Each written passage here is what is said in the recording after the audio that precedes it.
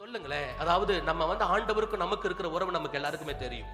ஆண்டவருக்கு நமக்கு இருக்கிற அந்த ரிலேஷன்ஷிப் நம்மளுக்கு எல்லாத்துக்குமே தெரியும். அவருக்கு விரோதமா நம்ம என்னென்ன விதமான காரியத்தை செயல்படுத்துறோம் அப்படிங்கிறது தெரியும். ஆண்டவருக்கு விரோதமா என்னென்ன செய்யறோம்னு தெரியும்.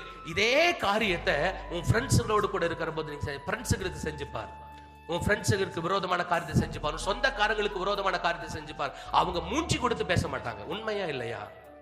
ஃப்ரெண்டுகளை வெறுத்துருவானுங்க.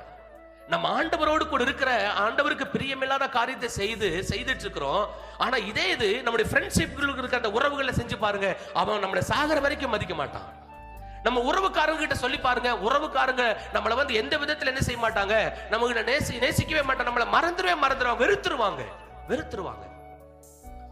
ஆனா இவ்வளவு காரியத்தை ஒரு சாதாரண மனுஷர்கள் கூட வெறுத்துருவாங்க, பேச மாட்டாங்க. அப்படியெல்லாம் இருக்கிற போது, ஆனா வானத்தையும் பூமியை படைத்த சர்வ வல்லமையில் ஆண்டவர் இன்னும் நம்மளை தொடர்ந்து வராரு. இன்னும் இந்த ஒரு முறை மன்னிச்சுக்கப்பா, இன்னும் சரியாயிரு, இந்த ஒரு முறை சரியாயிரு, இன்னொன்னு வாய்ப்பு கொடுக்கிறேன், இன்னொரு வாய்ப்பு கொடுக்கிறேன்னு சொல்லிட்டு நம்ம தொடர்ந்து ஆண்டவர் நம்மளை துரத்திட்டு வருவதற்கு காரணம் என்னன்னா, எப்படியாவது என் பிள்ளைகள் அந்த நித்திய ஜீவனை பெற்று